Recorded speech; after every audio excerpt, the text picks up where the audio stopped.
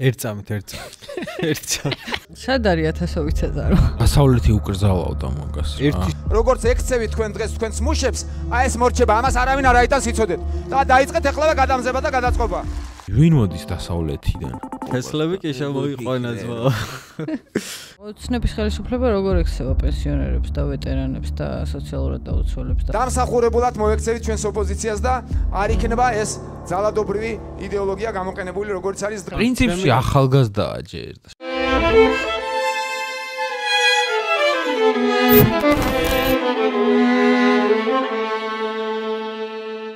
გამარჯობა, დღეს ვუყურებთ ბიძინა ივანიშვილის წინასაარჩევნო შეხვედრას ჭიათურის მოსახლეობასთან. ეს არის 2012 წელი. იმედიანად ვიყავით ხალხი მაშინ განწყობილი, რომ ზანგაბრაზებული ცხოვრებას შეცვლიდა უკეთესობისკენ.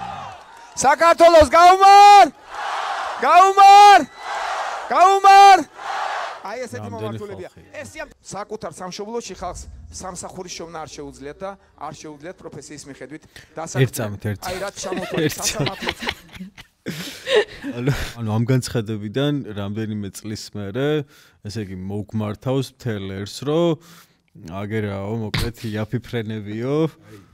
ხო, ანუ ხوار მეშლება რა. კი. მაგას დაგილაგებს ახლა. ჩვენ ახლა იმას ვერ დაგპირდებით, რომ გულწრფელები ვართო, იმას ვერ დაგპირდებით, რომ აქ სამუშაო ადგილების შექმნას მოვახერხებთო და მოკლედ მიდითო რა. ძალიან სწრაფად ჩვენ შევქმნით რეალურ საინვესტიციო გარემოს. იმისათვის, რაც აუცილებელია, რომ შემოვიდეს ინვესტიციები ასეულობით და ათასობით საშუალო და მცირე საწარმო უნდა გაიხსნას. ეს იქნება საწინდარი იმისათვის. სად არის 1000 წელიწადო? გაძლიერდა აი ამ ნაცების დროს დაწყებული ეს ეკონომიკური განვითარების მოდელი, რომელიც გულისხმობს სასტუმროების, კაზინოების, აფთიაქების გამრავლებას. ხო, ხა რა ვიცი, სადაა ეს საწარმოები გვაჩვენონ რა. სოიკუბაში არის ეგეთი სცენა აღწერილი. ანუ კუბელები რა უბედურად ცხოვრობენ რა. არის კაზინოები და ბორდელები. აი ეს ქვეყანა, კუბა, რევოლუციამდე კუბა, რომელიც არის დიდი რაღაცა მაშინდელი, ესე იგი წამყვანი იმპერიის გვერდზე მყოფი რაღაც პატარა პროვინცია, პრაქტიკულად მიერთებული რა, იმის რაღაც მაფიოზებზე. არის აი კაზინოები და ბორდელები რა. მე მგონი ბიძინაც მაგას შეგვიდა. და ეხლაც ეგ დაანონსეს პრინციპში 6 მილიარდით. აქ დევს ყველა უბედურების გასაღები რომ იცოდეთ, რომ ყველა ოჯახს უნდა კონდეს, ყველა პიროვნებას უნდა კონდეს სამსახურის შოვნის იოლის საშუალება და რაც თავარია, მისი შესატყვისი და ღირსეული შემოსავალი. და არა ის, რაც ხდება დღეს ჭიათურ მანგანუმში. და არა ის, როგორც ექცევიან დღეს ჩვენს თანამშრომლებს და ჩვენს მოქალაქეებს.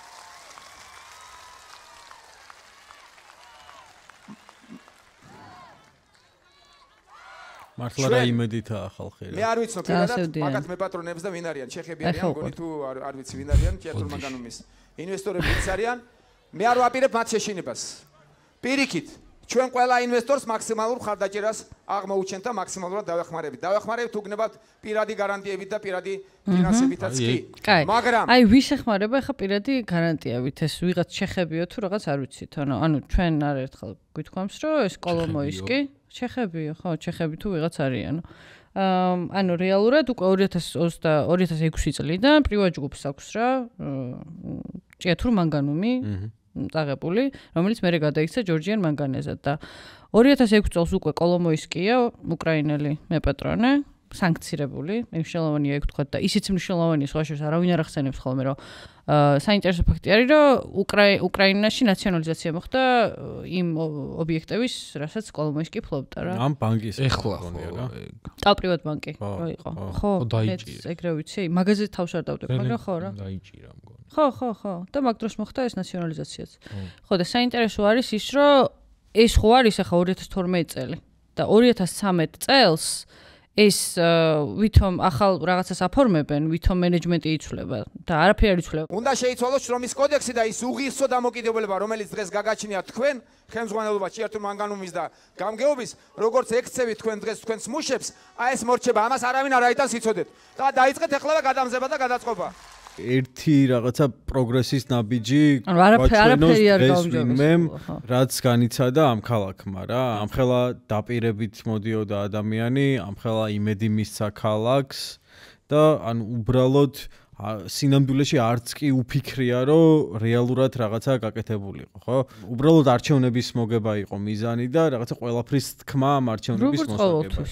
ამის მერე ჭიათურის მოსახლეობის მნიშვნელოვანი კლება მოხდა. ასევე გაიზარდა სოციალურ დახმარებაზე დამოკიდებულთა რიცხვი და გაიზარდა სიმსივნურ დაავადებები მთლიანად რეგიონში. და გაიზარდა საუბარია მის მშობლიურ საჩხერის გვერდზე ქალაქზე. 2012 წლის შემდეგ გაცილებით უფრო დიდი მასშტაბი მიიღო აი ამ კომპანიის საქმიანობამ. ჩვენ ვხედავთ ამ კომპანიის საქმიანობას არაერთ სოფელში ზემო იმერეთის, ვხედავთ რომ იგივე რაჭის სოფლებზე თვალი აქვს დადგმული და უნდა რომ იქაც გადავიდეს აი ეს ყოველბითი სამუშაოები, ხო შქმერი ერთ-ერთი მაგალითია.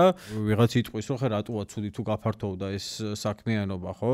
მაგრამ საბოლოო ჯამში ანუ ეს საქმიანობა გაფართოვდა, კომპანია უფრო მეტ ფულს შოულობს, უფრო მეტი რესურსი გააქვს რეგიონიდან, თუმცა ადგილზე ვითარება უფრო და უფრო მძიმდება, ხო? ხო, ანუ ეს ყოველთვის შესაძლებელია რის ფასად ვაფართოვებ. ამ მოპოვების გაფართოვებას ახლა ის რო სდევდეს თან რომ არ ვიცი ადამიანების ცხოვრება გაუმჯობეს და რაღაც უკეთესადაა, გასაგები იქნებოდა რა. სოციალიზმი იქნებოდა მაშინ. სტრუქტურა რა არის, რაშიც ბიზინა მოქმედებს, რის ლიდერიც არის რა, ქართველი ერის რაღაცნაირი ბელადობას რა სტრუქტურაშიც წევს რა. ანუ ეგ სტრუქტურა არის, აი ეს რომ უნდა გამოგწოვოს ყველა რესურსი და ერთეულებმა დიდი მოგება ნახონ ყველა დანარჩენის ხარჯზე რა. რეგრესის პენსიონერები. აი ეს ხალხიც კი მიტოვებულია. სახელმწიფო მოახერხა რეგრესის პენსიონერებიც კი მიატოვა და ესენიც კი დატოვა უყურადღებოდ. აი ნახე ვინც დაზარალდა რა წარმოების პროცესში. ანუ ესე იგი ნაცებს ისეთი არაადამიანური სისტემა ქონდათ. აი ყველანაირი უფლება გააუქმეს ყველა ადამიანისთვის, ვინც არ არის ინვესტორი რა. აი რო დაზარალდი მაგაროში. ანუ ეგ პენსია გაგიუქმეს. უღირსოთ ექცევა ჩვენს ვეტერანებს და ჩვენს ინვალიდებს და რეგრესის პენსიონერებს ისე უღირსოთ ექცევა ჩვენი ხელისუფლება დღეს, რომ ლამის შეიძლება გაგიჭირდეს და გაამხილო, რომ შენ საქართველოს ხელისუფლება როგორ ექცევა პენსიონერებს და ვეტერანებს და სოციალურად დაუცველებს და ასე შემდეგ. ცნების ხელისუფლება, რავი, აშიმშილებს, ძარცვავს პენსიონერებს, ვეტერანებს და სოციალურად დაუცველებს და ამას აკეთებს იმედის მფლობელი ხო დღეს, ანუ ოცნების მთავარი პროპაგანდისტი დღეს ქმნის, რა ვიცი, იგონებს და ამ წლების განმავლობაში მოიგონა სპეციალური პროდუქტები იმისთვის, რომ ამ თაღლითური სქემა შეექმნა და რა ვიცი, გაეძარცვა ვინ, ანუ ყველაზე გაჭირვებული ნაწილი მოსახლეობა. რაზე მომეშალა, მოკლედ ძალიან ნერვები რა, ეხლა რამდენიმე ინტერვიუ ვნახეთ ამ კაცის, ხო, ვიზე ჩვენ ლაპარაკობთ რუხაძის და ყველაფერზე იყო ლაპარაკი ამ კაცთან, აი რაღაცა სხვადასხვა პლატფორმებზე, გარდა ამ არსებითი საკითხებისა რა. ესე იგი ადამიანი პირდაპირ მნიშვნელობით რა, ძარცვავს ყველას, ვინც აი სახელმწიფოს სახელმწიფოსგან შემწეობას. დევნილებს გამომრჩა წაღან. ხო, რაღაც არ ვიცი რა, ოვერდრაფტები და სესხები კეზერაშვილს რო ახსენებენ, რა ვიცი. თან სულ ახსენებს აი რა ქვია, პირველი არხის ერთ-ერთ პოდკასტში გვიმრაძესთან და მაღლაფერიძესთან ერთად როზის მივახშეს ეძახის ხოლმე მამუკა ხაზარაძეს კეზერას ეძახის ხოლმე ევროპელი პენსიონერების მძარცველებს და თვითონ არის ორივე. და ამას აკეთებს საქართველოში. მისი საბანკო საქმიანობა ერთია და მეორეა მისი ინტერესები აი ამ მრეწველობაში, ხო, და ინდუსტრიაში, ხო, აგერ ახლა რუსთავში გაფიცვა მიმდინარეობს მეტალურგიულ ქარხანაში, რომლის ფლობელიც ესე იგი ეს რუხაძეა, ადამიანები ითხოვენ იმას, რომ რა ვიცი 1000 ლარისთან სულ 1200 ლარი გქონდეს ხელფასი, სახლში რაღაცა რომ მივიტანოთო რა. იმდენად თუ ცელდება ეს უკულტურობა და ეს დამოკიდებულება რაც მათ მიმართ არის მიმართული, რომ ლამის მოგერიდოს, რომ შენ სამ ქვეყნის შვილი ხარ. ჩვენ უნდა დავიბრუნოთ ჩვენი ღირსება და ჩვენ უნდა დავიბრუნოთ და მოექცეთ მათ ისე, როგორც ისინი იმსახურებენ. საზოგადოება თუ ჯანსაღი საზოგადოება, მას აუცილებლად უნდა კონდეს სოციალური სოლიდარობის განწყობა და ეს მოძრაობა ჩანდა რაღაცა პროგრესულ მოძრაობად მაშინ, რომ აი დემოკრატია, რომელიც ანუ მიშამ წაგვართვა, მაგის აი ნახე, არა, ნახე რა, აი მაგის გარდა ბავშვი ხო ვიყავი რა. ეს 2008 წელს მე. ჩვენ კიდე პატარები ვიყავით. 2008 წელს ეს ის რო იყო რა, ეს გრეჩიხარო საპრეზიდენტო კანდიდატი იყო. ბათუმში ქონდა შეხვედრა მაგას და მის ძმას და ეგეთი პერფორმანსი იყო, რომ ფეხით მიდიოდნენ თბილისში რაღაც ჯაჭვები და ჩირაღდნები და რაღაცა ესე. ხო და აი წარმოიდგინე ახლა ბიძინა ჩამოვიდა მერე და გვეუბნება რომ დემოკრატიას გპირდებით და შვედეთი, ნორვეგია რაღაც ეგ პერსპექტივა ისახება ჩვენს წინ აი გარდაუვლად. უეჭველი ეგ უნდა იყოს ამის მერე რა. აი ეგეთი დაჯერებული იყავი რომ შვედეთი ისახება და ჩვენ წინ 2012 წელს. მიშა გპირდება დემოკრატიას. არის დემოკრატიის შუქურა, ხო? ანუ დარწმუნებული ვართ, რომ დემოკრატიის შუქურა შენდება ამ ქვეყანაში. მერე აღმოვაჩენთ, რომ მიშამ რაღაცა ცუდ გზაზე გადაუხვია, 7 ნოემბერს დაიწყო ხალხის წამება და მერე მოხდა ჯოჯოხეთი მომდევნო 4-5 წელი და ბიძინა რომ მოვიდა და რაღაცა ახალს გვთავაზობს რა. ანუ ეს იყო ესე იგი ჩვენ კუთვნილ ყალაპოთში დაბრუნება. და იმდენი ფული აქვს ბიძინას რომ რაღაცა უნდა მოიპაროს. და ბიძინა თან, ანუ ბიძინა ამის პარალელურად იწყებს ხალხის ყიდვას. რა შუაშია თემასთან, მაგრამ ეს ხაზარაძე, ანუ აი რანაირი ძუნწი ბანკირია, ანუ აი სინამდვილეში ხო რაღაცა ანუ ძალიან ბევრი ფული აქვს. რაღაცა ტიპია, რომელსაც შეუულია რომ რაღაცა აი ამ ფულის გამოყენებით აი როგორც ბიძინა, ესე იგი რაღაცეებს შვებოდა 2012-ში ხე შერაც მოყევი, ეგეთი რაღაცეები ქნას რა. ეს ეხა ხაზარაძესთან შედარებით არის იმენა ვეშაპი რა. ძირითადი პრობლემა არის აი აქ. თუ ხალხი არ დასაქმდა, თუ ხალხმა ვერ მოახერხა და რეალურად ვერ მოახერხა პროდუქტის წარმოება, თუ ხალხი ვერ გამდიდრდა, ოჯახები ვერ გამდიდრდნენ, სახელმწიფო მდიდარი ვერ იქნება და ის პროცესი რაც ამ ხელისუფლებამ მოახერხა დღეს რომ მაქსიმალურად წელშია გადახილი ხალხი და მხოლოდ სოციალურ დახმარებას ხელისუფლებისაგან ელოდებიან, აი ეს უნდა დამთავრდეს. ანუ დღეს რასვა წარმოებთ გამაგებინეთ. არათუ დღეს რას ვაწარმოებთ რა, აი ამ მომენტიდან დღემდე სოციალურ დახმარებაზე დამოკიდებულება 20% დამოკიდებულია და ყოველი მესამე ითხოვს. ბოლო მონაცემებით ეს იყო და განსაკუთრებით იმერეთი არის ერთ-ერთი რეგიონი, სადაც განსაკუთრებით ეს არის მზარდი. ხო შეიძლება რომ აი რაღაცა ერთი საწარმო ააშენო, დასავლეთი უკრძალავდა მაგას. ერთი საწარმო ააშენო, სადაც 200 ადამიანი დასაქმდება და აი ამ ეკონომიკაში აი მართლა რაღაც ღირებული მოხდა. ამერიკ თეორია არის ეგეთი, რომ ანუ ეს 30 წელი დასავლეთი გვიკრძალავდა სხვა რაღაცეების კეთებას. ეგრე გააправებდნენ ახლა ჩემი აზრით ამისი მხარდამჭერები. ეხლა რადგან ამ წინააღმდეგობაში შევედით, იწყება უკვე რეალური აღორძინება. ჩვენ დავიბრუნებთ ჩვენს მოქალაქეებს, რომლებიც გასულნი არიან საზღვარგარეთ ლუკმანპურის საშუალებლად და საქართველოს ყველა კუთხე-კუნჯული, ლამის ზოგან ნახევარი, ზოგან მესამედი ყველაზე ცოტა 20% მოსახლეობის თვითსოფლებიდანაც დაცლილი და დაცულია. რომელ წელს იყო ის? ყველა უნდა წახვიდეთ, იმიტომ რომ აქ არაფერი არ გამოვაო. ხო. და ნუ ყველა აი პირობას გადაწყდა რომ რამდენი მაღლაფერი სანამ მოვარდა. ყველა დაბრუნდება რა. ანუ იქ სალომე ასათიანის გადაცემაში არისო ეგ? არა, მერე იყო. იმედზე. მერე იყო ხო? იმედზე. მართლა. კი. არ შეიძლება იხაც ახსენა, ხო. ქრისტიან დემოკრატი ყოფილი. ულაშენი ქრისტიან დემოკრატია. ესენ ამათი შემოbrunება იქნება ლაკმუსის წყალი. როდესაც უკან შემოbrunების პროცესი დღეს რომ გახსნა საზღვრები და ცოტა ხელი წაუკრა, შეიძლება სააკაშვილის მეტი აღარავინ აღარ დარჩეს ამ ქვეყანაში, ყველას გასაქცევად აქვს საქმე. აი პირიქით მდგომარეობა უნდა შევქნა. პირიქით პროცესი. რა ხდება, ანუ შეიქმნა ხალხო, ანუ ეს პირიქით მდგომარეობა წლიდან წლამდე, ანუ ქვეყანა იცლება. აი რა ეხა იყო ხო კიდე ამ ბოლოს აი ამ სტატისტიკის სამსახურის ინფორმაცია, სადაც ანუ რა ვიცი უბრალოდ საგანგაშო ციფრებია. კი. რა ვიცი არც შობადობაა, არც სურვილია იმის რომ და შესაძლებლობა რომ ადამიანები ქვეყანაში გაჩერდნენ. სერიოზულად იკლებს მოსახლეობის რაოდენობა. ხო. დაგცვალა. ანუ ამით მოვიდა რა, ტიპი მოვიდა ამ დაფიქრებით. ხო. არის ფიქრობთ რომ პირველ წელს ყველა ოჯახი გამდიდრდება და ყველა ოჯახი დასაქმდება.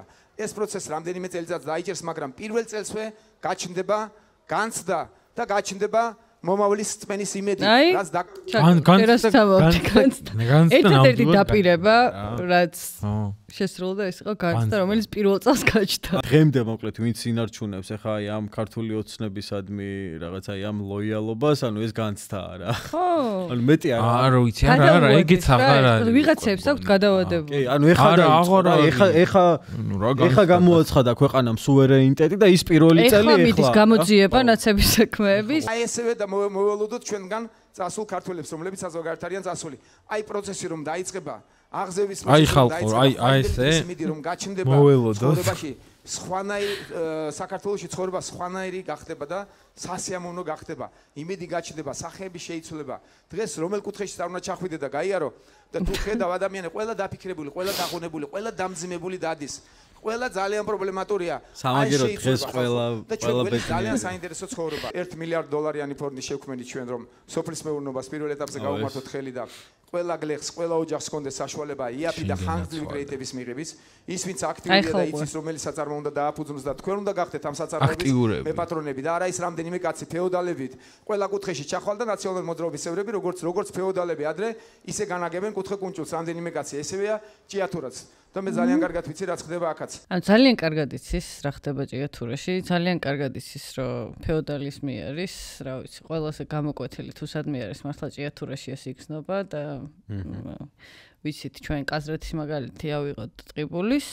ძალიან კარგად არის ამაში გათვითცნობიერებული და პირველ წინადებას ამბობს რომ ეს საწარმოები უნდა იყოს თქვენს საკუთრებაშიო რა. დღეს მაღაროელები რასაც ითხოვენ, აგერ 2012 წელს აქ პირობა დადებულია რა. ხო. საწარმო გეკუთვნოდეთ თქვენ. ხო. და არა ადგილობრივი და რესურსები აქ უნდა რჩებოდეს რა, რა ვიცი, ამას არ ამბობს. კი, ამას ამბობ. აი ცოტას დაუბრუნდები კიდე მაღაროებზე. კიდევ ერთხელ მინდა მის ხელმძღვანელობას და გამგეობას მიმართო, რომ ღირსეულად დაიწყოს მოქცევა საკუთარი მუშების. ის კოდექსი, რითაც ისინი სარგებლობენ, ის რაც სააკაშვილმა შემოიღო, რომ არავითარი უფლება აღარ დაუთოვა დასაქმებულებს და როგორც მე არ მინდა მძიმე სიტყვა ვიხმარო, მაგრამ ძალიან უღირსოთ ექცევიან. აი ეს უნდა დამთავრდეს და მოახერხეთ ჩვენს მოსლამდე, რაც შეიძლება სწრაფად დაუბრუნდეთ მუშებს ღირსება თავის და მოეკეთეთ როგორც ადამიანებს. ესენი არიან ჭეშმარიტი ადამიანები და ღირსეული ადამიანები არიან. აი რაღაც უკეთესობისკენ შეიცვალა კი არა, უბრალოდ ანუ ქალაქი გააგრძელებს თუ არა არსებობას, ეს დგას კითხვის ნიშნის ქვეშ. მისი სოფლის გვერდით ხდება ეს რა. კი.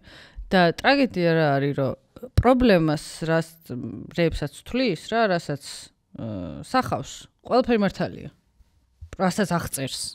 მაგაში ყველაფერი მართალია და დაპირებებს რაც იძლევა, ყველაფერი ტყუილია. აი, ყველა სიტყვა. მამა ჩემიც მაღაროელი იყო და მე ძალიან კარგად ვიცი როგორი მძიმეა მაღაროელის შრომა, მაგრამ მაშინდელი მაღაროელი ამ ვიდეოს ეს მონაკვეთი ვიცოდიდნენ და შესაბამისად ეს ამავეც ვიცოდი. ხო, მამამისიც მაღაროელია და აი ხა მაშინდელი მაღაროელი და დღევანდელი პრინციპულად განსხვავდება ერთმანეთისგან. მე ვიცი მაშინ ხელფასიც იყო ღირსეული, ჯანმრთელობასაც უყურებდნენ და სხვანაირი დამოკიდებულება იყო. დღეს აბსოლუტურად საპირისპირო არის ყველაფერი და ძალიან დაბალი ხელფასი. აი თქვენი საბჭოთა კავშირი, რადიკალი მემარცხენე ბიძინა ივანიშვილი. დაბალი ხელფასია და ძალიან უღირსოთ ექცევიან მათ საკუთარი ჯანმრთელობის მიხედვის საშუალებაც არ გააჩინიათ. და კიდევ ერთხელ მოვუწოდებ რომ დარჩენილი დროში გადაეწყვეთ. ასე ვერ მოექცევით ჩვენს მუშებს. ესეთი ინვესტიციები არ გვჭირდება ჩვენ. ინვესტორებს დავეხმარებით კიდევ ვიმეორებ. ყველანაირად გავუმართავთ ხელს, მაგრამ არა ჩვენი თანამოქალაქეების ხარჯზე. აი ერთ წამთ, ანუ აი ჩემთვის ეს სიტყვები იყო ძალიან საინტერესო რა. ანუ ასეთი ინვესტიციები არ გვჭირდება რა.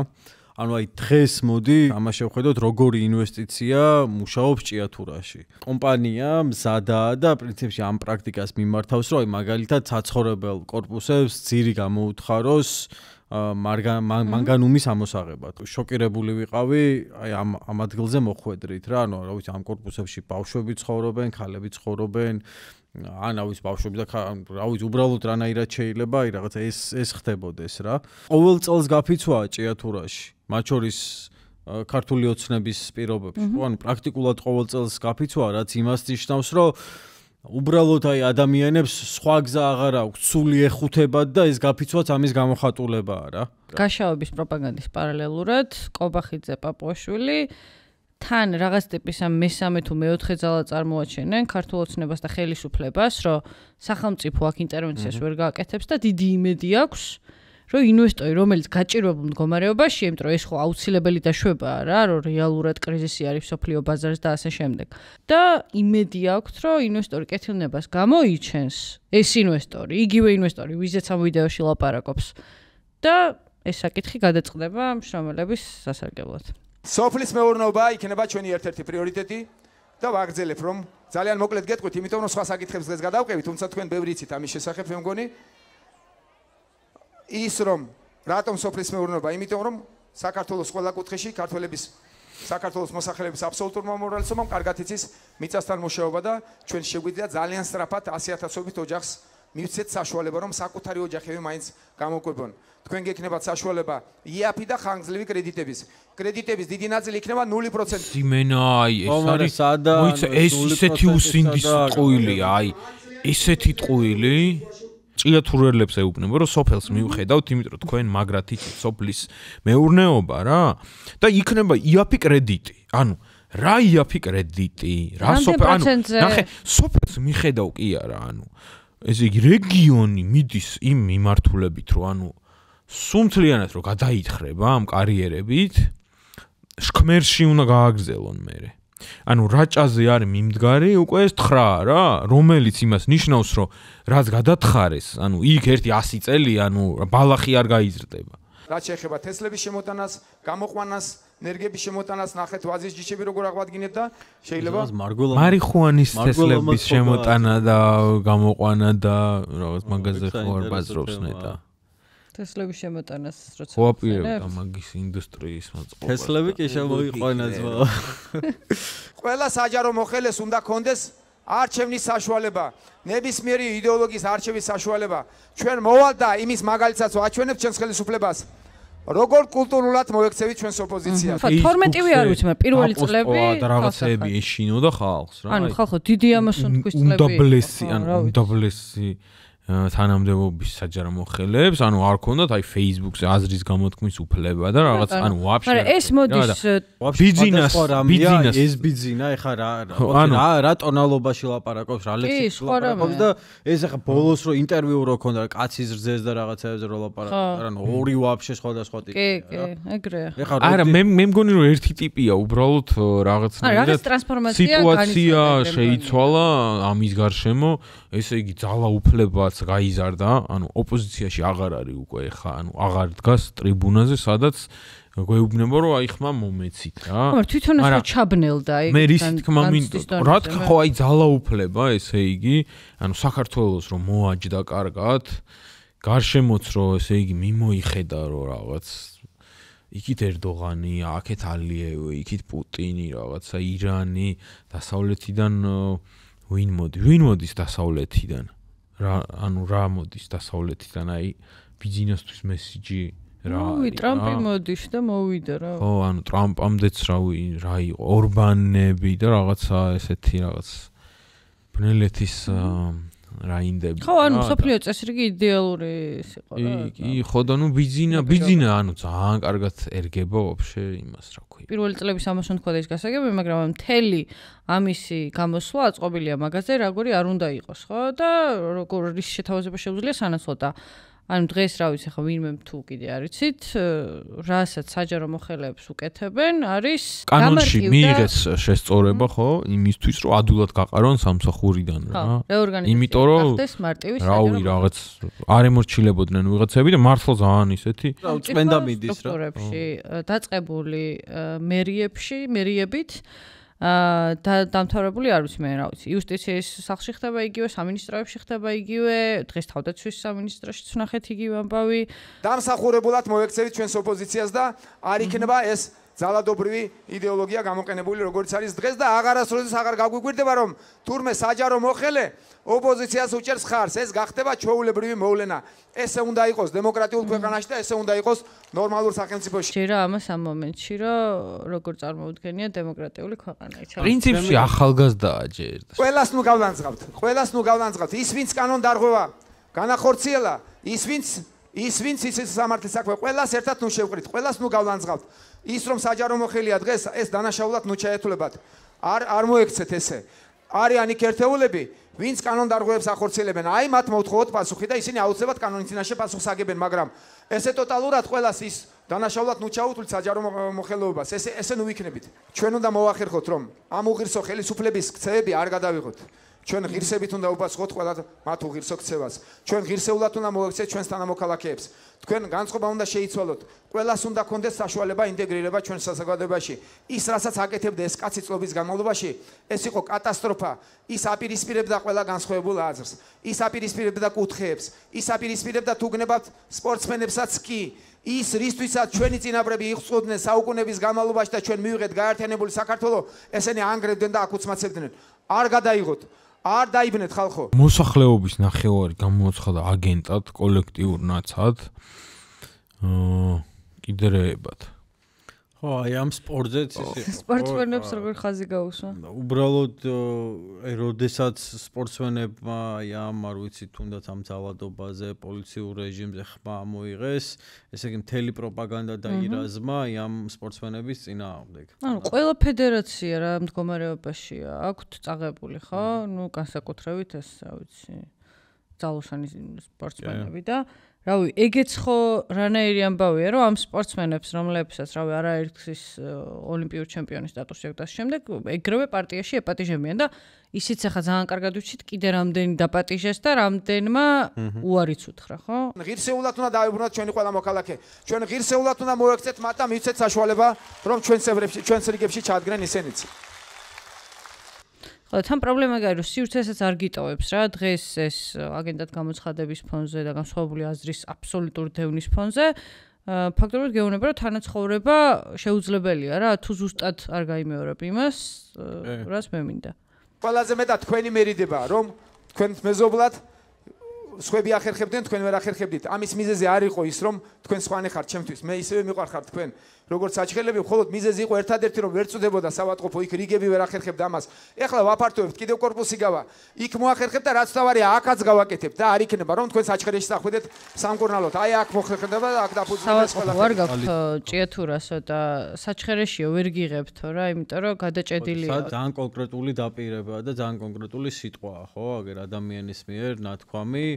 ესე იგი, მაღაროელების ქალაქში წლების განმავლობაში არ იყო საავადმყოფო, რაც ნამდვილად, ესე იგი, უბრალოდ წარმოუდგენელი ამბავია და აგერ წინასაარჩევნო შეხვედრაზე პირობა დადო, რომ აუცილებლად ეს საავადმყოფო. აბა სადაა ეს საავადმყოფო?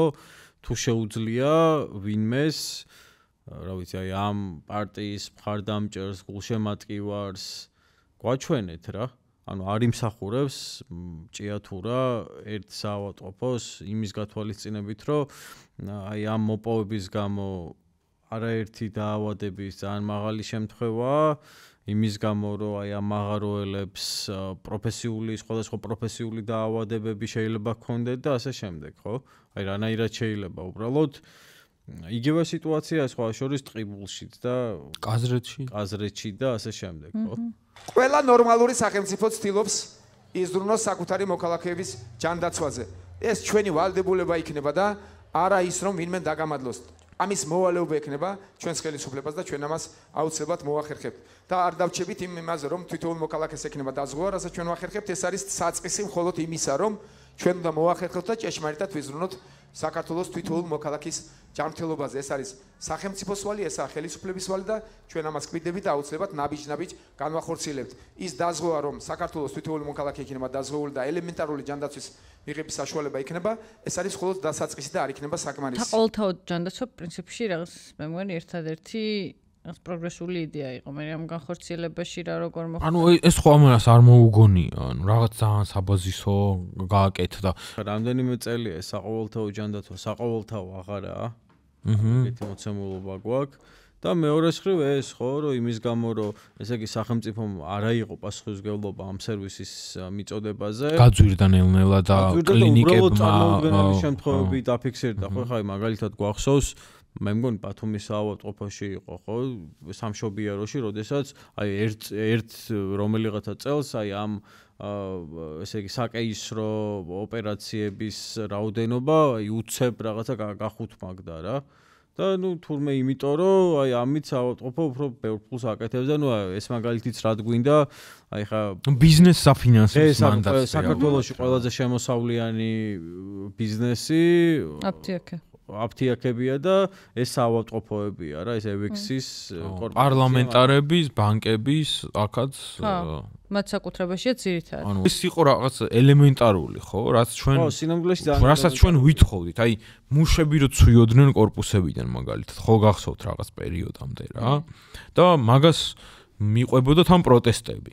და ანუ მე რაღაც დაიწყეს თბილისში მაინც რაღაც ბადეების დამაგრება და რაღაც ელემენტარული იქიდან ევროკავშირი თხოვდა რაღაცეებს კიდე რომ აი ეს მაინც გააკეთე ხო ანუ არაფერი განსაკუთრებული არ უქნიათ ეხა რავი ანუ რა მადლობა აი ქართული ოცნების ლიდერებს ანუ რაზე უნდა გადაუხადოთ უბრალოდ არ მესმის აი რავი ეხა ჯერ ბოლოში არ გავსულვართ მაგრამ ანუ მე ხო პირველ წლებში არ გვაწამებდნენ და ანუ საბოლოო ჯამში გამოვიდა რომ ანუ 12 წლის განმავლობაში ანუ მე და ჩემი თაობა აი რომელიც ამ პერიოდში ვიწყებთ რაღაცა ისეთ ცნობიერ არსებობას ანუ რასაც 12 წელი ვაშენებდით და ესე რავი წვალობდით და უთმობდით რაღაც ბევრ ესე პირად რაღაცას იმის გამო რომ ანუ უკეთესი ქვეყანა ყოფილიყო ანუ რავი აი ერთ წელში გააუქმეს რა ხო და აფთიაქებზე რო ლაპარაკობთ რა ვიცი ხო მართლა არავის მოგონილი არ არის 900%-იანი ფასნამატები წამლებზე და ნუ არ ვიცი სრული დერეგულაცია აი ხ ბოლოს რო ჭიათურაში ვიყავით სიმსივნურ დაავადებებზე მე საუბრებოდა ერთ-ერთი ქალი ჭიათურელი და ზუსტად ამ ფორმულირებით თქვა რომ მე პენსიონერი ვარ მე რო წამალი ვიყიდო მაშინ რა უნდა ვჭამო მაგრამ ნახე საერთოდ მთელი თანხა მაგაში იხარჯება რა პენსიონერის შემთხვევაშიც და ხელფასის შემთხვევაშიც სახელმწიფოში რა გადასაღადებით შედის ეგ ირიცხება ჩვენ მკურნალობაზე, ხო? და ანუ კლინიკები რა კი არის კერძო, რა კი არიან ესენის პარლამენტარები და ბიზნესმენები არიან, ანუ ეს რაღაცა გადასახადების ფული, ანუ ჩვენ მკურნალობას ну რაღაც მომენტში კი ხმარდება, მაგრამ ბიზნესმენების ჯიბეში მიდის რა. ანუ ქართული ოცნების ჯიბეში მიდის. ანუ ბიზნეს შექმნა ისეთი სისტემა, რომ ანუ ის რის დაფინანსებას სახელმწიფო აკეთებს, მე დამატებით აფთიაქები ბერავენ ამ ფასსაც. ანუ ფაქტობრივად ჭამენ ამ ფულს ბიუჯეტიდან, რომელსაც სახელმწიფო იხდის იდეაში იმისთვის, რომ ჩვენ დაგვეფაროს და ჩვენთან მაინც მოდის ამ საბაზრო ფასით, ხო? ინფექციურ საავადმყოფოც რომელსაც ის ხშირად აპროტესტებდა და გვარს ვერ ვიხსენებ. ცერცვაძე, ხო. ისტორია რომ ბენდუქიძეს კამეესროლა რა. აი ამ იმის გამო, პრივატიზების სურვილის გამო. ხო, და ბოლოს როგორ იბრძოდა და ძალიან კარგად ხონდა ახსნელი რატო არის ჰაერივით საჭირო ქვეყანაში, რომ ინფექციურ საავადმყოფო ეკუთვნოდა სახელმწიფოს რა. რომელი კლინიკაც მოგესურვებათ, როგორც ხდება ეს ევროპაში, იქ მიიღოთ და აღიდგინოთ თქვენი ჯანმრთელობა და ეს უნდა მოახერხოს სახელმწიფომ. აი ეს უნდა იყოს მუდმივი ზრუნვის საგანი. ახლა გამოყავს წარადგენს მაშინდელ მაჟორიტარობის კანდიდატია ხო, როგორც ხდები? მალხაზ არ მახსოვს ზეპირად. წერეთელი თუ აუცილებლად მოეთხოვებათ პასუხი ჯორჯიან მანგანეს შეუსრულებელი ვალდებულებებისათვის. ხელოვნურად გაკოდრებული მრეწველობის ფლაგმანის ჭიათურ მანგანუმის აი ბიზინა თავს რო აქნევს 12000 აქციონერის ულუკმაპუროდ დატოვებისათვის 1000-ზე მეტი რეგრესის პენსიონერებისათვის რომლებსაც 2007 წლის მარტიდან საარსებო საშუალება მოუწრო ჩვენმა ხელისუფლებამ ხო, აი საინტერესო ხო არის ამ ხელოვნურად გაკოტრებასე დღეს მაღაროელები მუდმივად მაგას საუბრობენ რა და ეს ხდება ყოველთვის. ესეც გასახსენებელია რა რაღაცაირად გამოგჩა მე მგონი რომ 2017 წელს ეს ხდება რომ აი ამ კომპანიის რაც ახსენეს ახლა ხო აი ამ ჯორჯიან მანგანეზის სამართავად რეალურად სახელმწიფოს წარმომადგენელი შედის ხო ეს ხდება იმიტომ რომ ამ კომპანიას გარემოსთვის მიყენებული აქვს დაახლოებით 9 მილიარდის ზიანი. ეს კაცი 2016 წლამდე იყო პარლამენტში. მოდის ძალიან ისეთი ფართო კოალიციით რა. ბიძინა ბევრი ხალხია, ხო, რომლებიც ანუ გულწრფელადაც რაღაცეებით შეწუხება. არ ვიცი ხო, ვერავიზე ხა თავს ვერ დავდებ, არ ვიცნობ ესე კარგად, არა ვიცი, მაგრამ ანუ მოდის ხალხი რა და პირველი 4 წელი არის ეს ძალა რომელმაც შეცვალა და მეორე ვადიდან უკვე იწყება პარტიის თუ რავი მე რაღაცა შიდა კლანის ერთგული ძალების გამოკვეთა რა. ის სახეები, რომლებიც წინა ხაზში ედგნენ ამ ანტინაცურ პროტესტს. ხო, რა თქმა უნდა. ჩანაცულდნენ ვიღაცა უსახო ადამიანებით, რომლებიც არასდროს აღარ გამოჩენილან, ბოლო რავი 8 წელია და ვინც ჩანან ძალიან ბევრი ნაცი მაქედან. ხო, ანუ კი, აი 4 კაკრას მაგ 4 წლის თავზე დაიწყო ნაცების დაბრუნება რა. თქვილით, შაქრით, ზეთით, სამშენებლო მასალით უნდათ მოიგოს თქვენი გული. მიიღეთ ეს როგორც თქვენი საკუთრება. ის ხო თქვენი ჯიბიდან არის ამოსული. ის ხო თქვენგან წართმეულია ეს ყველაფერი. მიიღეთ როგორც საკუთრება. ამაზე გამახსენდა აგარის გაფიცვა რო იყო ცოტა ხნის წინ და მე-13 ხელფასი, რომელიც ეკუთვნით, რომელიც არის რეალურად კომპენსაცია რამდენიმე თვის გაჩერების გამო, რომელიც ყოველწლიურად ხდება აგარის ქარხანაში. ანუ ეს კომპანიის ბორდის წევრი, მოკლედ ორტომარა შაქარს რო თავაზობდა ხელფასის მაგივრად. ხო, ანუ ამ ყველაფერზე რა თქმა უნდა სახელმწიფოა ხელმომწერი ხელისუფლება ამას უნდა გაისვას ხაზი. თარმინდა მოღალატის სახელი დამერქვას. მე გადავწყვიტე შეუერთდე ოცნებას. ეს არის გამგებელი. კანდიდატურა. ხო. ანუ გადავიდა მთელი ჭიათურა გამოსულია ნახეთ რამდენი. ძალიან ბევრი ხალხია ნამდვილად. ბატონი, მალხაზის სასარგებლოდ, ოცნების სასარგებლოდ და თქვენთან ერთად წინ მოკლედ მძიმე სანახავი ახლა რაღაცეებზე ვიცინოდით, რაღაცეებზე არ გვეცინებოდა, მაგრამ ნუ რაც სათქმელი არის ის, რომ ცოტა შემზარავიც არის დღეს ამ პერსპექტივიდან იმის ხურება, რა მდგომარეობაში იყო ქალაქი, როგორ იმედიანად იყო. და 12 წლის შემდეგ დღეს არ ვიცი არის ჰუმანიტარული კრიზისი როგორც თვითონ ჭიათურლები ამბობენ ხოლმე. რეგიონი, რომელიც ნაცებმა ესე იგი გაასხვისა ამ საერთაშორისო კაპიტალზე და შემდეგ ხელისუფლებაში მოსული ქართული ოცნება როგორ აუბედურებს ამ ქალაქს აი ამ საერთაშორისო კაპიტალთან ერთად რა. რეალურად მე მგონია ჭიათურის მაგალითი არ არის უბრალოდ ჭიათურის მაგალითი, ეს არის ის, რაც უპირებენ ყველა რეგიონს. და ჩემი აზრით დღეს მე მესმის რომ მილიონი რაღაც ხდება, აქ უამრავი წნეხია, საპოლიციო რეჟიმი გაძლიერებულია, ტარგეტირებულია ეს ძალადობა ქალაქებში ძირითადად, მაგრამ ჩვენ უნდა გავეცნობიეროთ რომ რაღაცნაირად პარალელურად მიდის ძალიან დიდი პროცესები და დიდი ეკონომიკური პროცესები, რომელიც ისეთ გავლენას მოახდენს ჩვენს მომავალზე. რომ აი მე შეიძლება რაღაც რეტროსპექტივაში დავინახოთ რა მოხდა სინამდვილეში მაშინ და რაღაც მნიშვნელოვნად შევხედოთ ამ მომენტებს და ისინიც ტესტავენ, ხო, იმ წინააღმდეგობას რაც შეიძლება დახვდეთ სხვა ადგილებში. დასაწყისში თქმა დაგვავიწყდა, რომ გამოგვიწეროს მოკლედ ჩვენო მაყურებელმა დაგვალაიქოს პრინციპში ხა აქამდე თუ გამოგვყევით ისმენთ ხა ამ ყველაფერს, მე მგონი ჩვენი თქმის გარეშეც კი იზამთ ამას და აგვიყვანეთ 10000 გამომწერამდე. დასაწყისშიც შეგახსენებთ ხოლმე.